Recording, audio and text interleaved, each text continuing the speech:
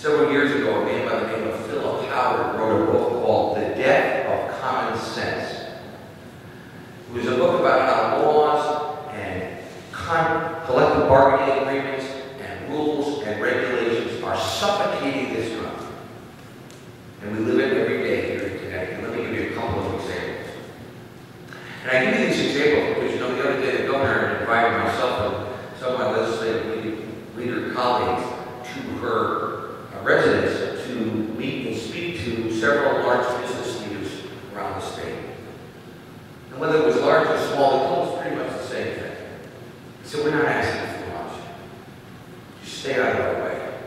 Let us do our job. Don't make it tougher for us to do our job. And for God's sake, don't keep behind these regulations, these taxes, these rules that make it to the point where we're not going to do business here anymore.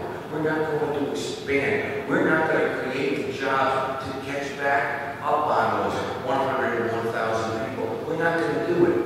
We've got states all over this country that come here recruiting us, and on their piece of paper they have a list of all the past and proposed pieces of legislation that basically translate into this. If you want to do business, don't do Connecticut. Our state. Our state. Some of the examples I'll give you are with regard to how we run state government. It's ironic, isn't it, that we tell you how to run your business and we don't know what the hell we're doing with ours. I'll give you a couple of examples, and they're just that, examples, but it's a snapshot on the mentality of where state government is right now.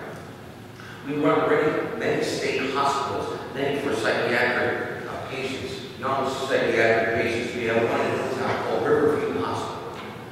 It was initially built for 98 juvenile residents with severe psychiatric problems. The population dwindled down to about 65 patients. We have 440 people who work there, doctors and teachers and psychiatrists and nurses, 440 people for 65 patients. The cost to keep one child there for 1 year is $922,000 a year, one child.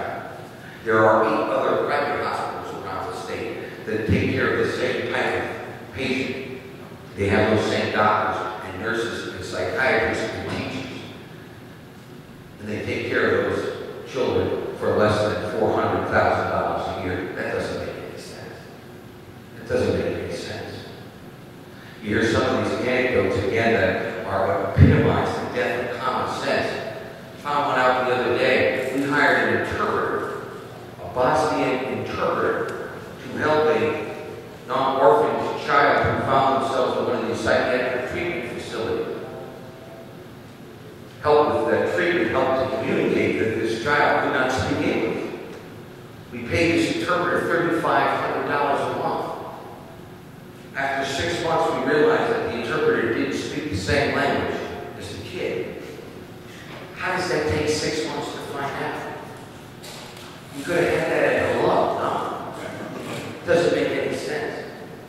We have one child who we can't accommodate, so we put him in a psychiatric treatment facility in Portland, Maine. His mother, like all of us, wants to see her child on a weekly basis, and we want to accommodate her as a state of Connecticut. So we pay a counselor with a master's degree in social work, double time on the weekends to drive the mother from Connecticut to Portland, Maine, and back every week. Be cheaper if we bought the woman a car. I want to share with you a story because I think this story, though it hasn't happened recently, it epitomizes the death of common sense and the way we think in this state sometimes. I was ranking member of the Education Committee back in the late 90s, and a bill was introduced that mandated that a piece of machinery be put and installed in the back of every school bus in the state of Connecticut. Every school bus. And the purpose of this piece of machinery was to detect if any child was left on the school bus after it came to a stop. I called it the original No Child Left Behind piece of legislation. And I raised my hand, and remember, this is all going to be at the cost and expense of the municipality. And I said, tell me,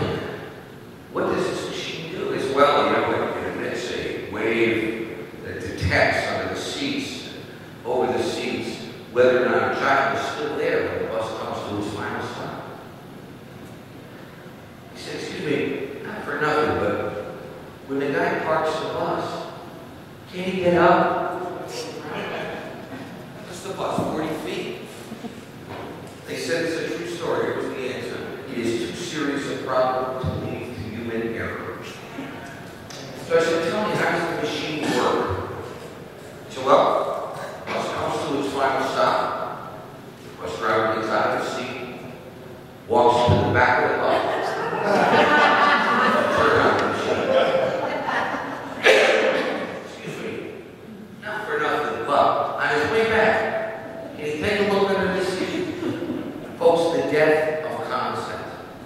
And why is that so important? How does it relate to business? One of the things these business leaders say is, when people are thinking of expanding in the state of Connecticut and doing business in the state of Connecticut, they obviously look to state government not only with what they propose or what they pass, but how do you run yourself? When they hear of examples, as I just indicated, when they hear the facts of our deficits, they say, we're not going here. This isn't a place to do business. Every one of you have a story of how you handled your businesses during this recession. Every one of you. You'll tell me stories, I'm sure, about how they had to make the tough decisions and either pare down your benefit package to your employees or maybe tell them to work 4 days instead of 5.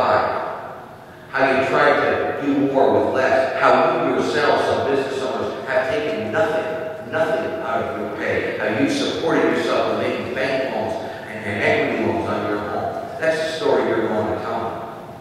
And you say, I'm not asking for much, but I'm asking for my state government where my taxes go, where you keep telling me to give you more and more and more. At least you want to know they're spending it right, and we're not.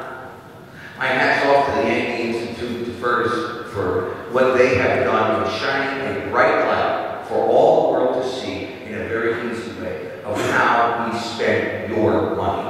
Your money. Your money. And I say that because there is a philosophical divide that it isn't your money, it is our money. We know how to spend it best. You are lucky if we let you keep some of it. It is your money, and unless and until government, state, local, and federal, gets that in its head, we as a country, we as a state will decline and lose that great reputation that we always had in the world.